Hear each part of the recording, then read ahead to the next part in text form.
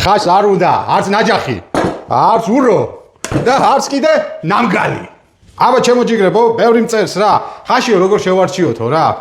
ძველი რო არ იყოსო ესა, რაღაც აქეთ იქითო.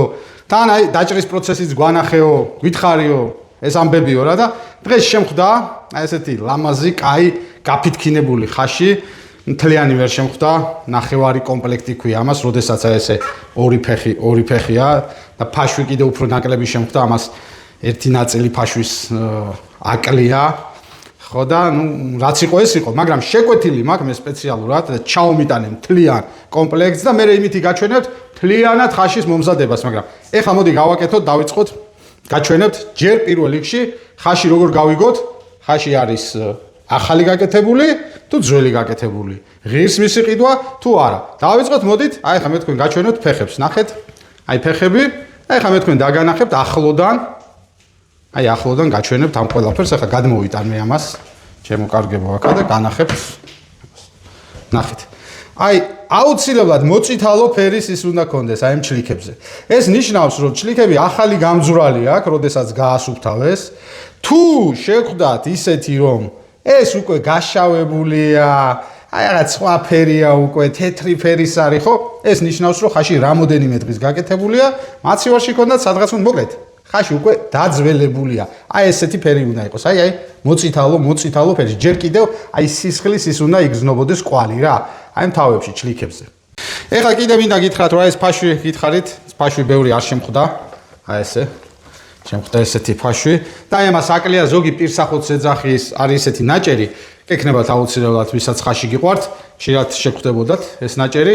აი თითქოს ფუტკრის სკაში რო არის რა ქვია, თაფლი ხო? აი ფიჭაში, აი ესეთი მსგავსია და ამას არ ქონდა, ხა მომასწრეს რა. და ეს არის შინდალი კიდე, რომელიც ასევე ჭირდება, ოღონდ ბევრი არ ჭირდება, აი ესეთი მცირედი ჩინდალი და აი ესეც ნახეთ, როგორი გასუფთავებული და გაპრიალებულია. ეხლა კიდე ერთი რამე მინდა გითხრათ, ხაშთან დაკავშირებით, რომ ხშირად აი ესეთი მუსირებს აზრი, რომ აი ხაშს სუნი აქვს რა. ხაშს სუნი არ უნდა კონდეს. ოდესაც ნახავ, ნუ ყნოს ხო გვაქვს, ხო ესე ნახავთ, აი ვაჩვენოთ თუ შეიძლება ეს ამბავი, აი ესეთი თეთრი უნდა იყოს, გაქათქათებული და რაღაცა ელემენტარული ხორცის სუნი უნდა კონდეს და როდესაც ესე იგი ჩვენ ნახავთ, აი ნახეთ ესეც როგორი გასუფთავებული, აი ქონი ნახეთ, ერთი წერტილი არ აქვს, შავი ჭუჭყის რამის, ხო? ანუ ეს არის მთავარი რა, მთავარი არის ის, რომ ხაშს არ უნდა კონდეს რამე სპეციფიური და ცუდი სუნი რა. ცუდი სუნი თუ აქვს თავში ხაშს, ესე იგი ხაშს აქვს დაწყებული ფუჭება. ესე იგი, რაც შეეხება ხოლმე ხაშის დაჭრას რა. აი ესე იგი, ბევრგან ნახავთ, რომ აი ნაჯახს იღებენ, დიც, რახუნებენ და არის ერთი ბაქა ბუთქი და ეს არის დაუშვებელი რა ხაშისთვის და რატომ გეტყვით რა. ხაშის ძვლებს რო ამტრევს ნაჯახი, მე ეს იმდენად წვრილად იმტრევა, ისე ფუჭდება ხაში, რომ იმისი გამოცალკავება პრაქტიკულად შეუძლებელია და აუცილებლად წვენში მოხდება ძვლის პატარ-პატარა ნაწილაკები რა. და თან არის ძალიან შრომატევადი. მაშინ როდესაც რა ხაშის რა ვიცი დაჭრას აი ფეხის ახლა მე თქვენ გაჩვენებთ როგორ კეთდება, აი რაღაცა უნდა უმარტივეს, აი ესეთი დანა ნახეთ. სპეციალურად თან არ ავიღე რაღაც შეფის დანა და ბრიტვასავი და იაპონური და ესად. ნორმალური საშუალო დონეზე გალესილი რავი 10 ლარიანი დანა. და მაქვს ესეთი ხერხი კიდე მე, ეს ხერხი რისთვის მაქვს ამასაც ახლა გეტყვით. ერთზე მოჭრილი მაქვს სპეციალურად, დიდი დრო რო არ დავკარგო, დროს დიც არ დავკარგავთ, ისედაც მაქსიმუმ 1 წუთი დამჭირდება ნახავთ თქვენ. ეს იმისთვის რომ უკანა მხარე მოვჭრათ და ძვლის ტვინმა შეძლოს მე უკვე ბულიონი ხაში გასვლა რა.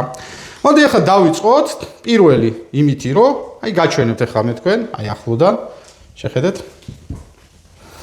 აი ეს არის ფეხი, მთლიანი ფეხი და ეს ძირი, ნახეთ, ძირი.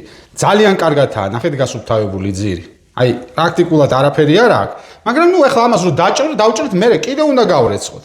მაგრამ აი ეს ძირის მოჭრის დროს აი ესე უბრალოდ ჩვეულებრივი დანით. არაფერი რაღაც სასწაული, აი ესე მგლად შემოვატარებთ კანზე ამას. უბრალოდ გამოვუჩინოთ ძვალი. ხო, აი ესე უკვე პრაქტიკულად გავაკეთეთ ეს ყველაფერი ჩვენ. და ეხლა აი ამ ხერხით, აი ესეთი ხერხით, რომელიც მე ჯერ კიდე როდის შევიძინე იმაში, რა ქვია, იბაიზე, აი ესე ნელ-ნელა მივყვებით რა.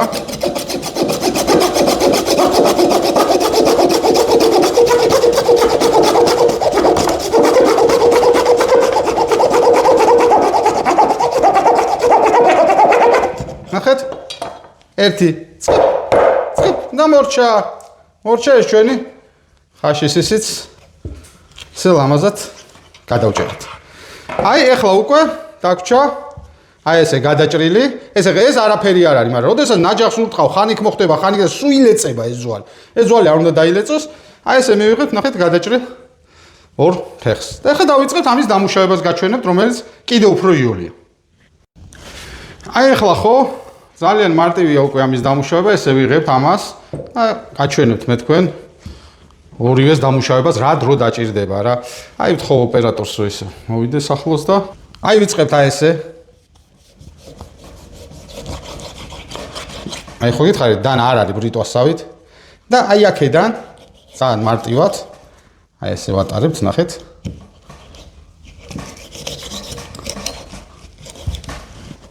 აი ესე ჩადის პირდაპირ ესებში.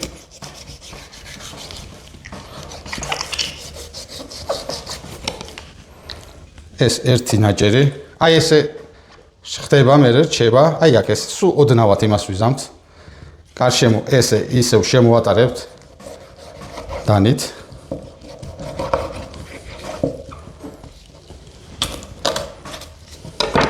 ეს ხედითაც შეიძლება ესე უკვე თავისუფლად გადაწყდეს. ეს მეორე. ეს მესამე. ეხლა გეტყვით ერთ აუცილებელ პირობას, რაც უნდა გავაკეთოთ, მაგრამ სანამ ამას იმას ვიზამთ, აი ამას ესე გავჭრით, ეს კიდევ ერთი ნაჭერია ჩლიქის. ხედავთ და აი ამას ზოგს თითებს ეძახის, ზოგს ასე ყველაზე ძალიან და გემრიელი არის. მით უმეტეს ქალბატონებს უყვართ ხოლმე ხაშის მჭამელ ქალბატონებში ყველაზე მეტად ეს უყვართ. აი ასე ჩემო ბატონო აი ესე დავჭერით, მაგრამ თავარი ახლა. ხედავთ აი ამ ყვითელ იმეებს რა ქვია. ოდესაც გადავჭერით ჩლიქები შუაში. ეს უნდა ამოვაცალოთ, იმიტომ რომ მიუხედავად იმისა, რომ პირველ იმ წყალს გამოვაცლით, ამას ეს ჯირყვალია. ჯირყვალს ეძახიან და ეს უნდა ამოვაცალოთ და უნდა გადავაგდოთ, იმიტომ რომ სუნს მისცემს ხაშს.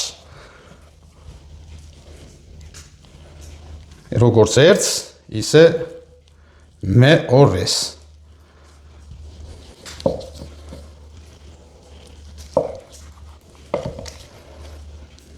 მე მივდექი ცოტა.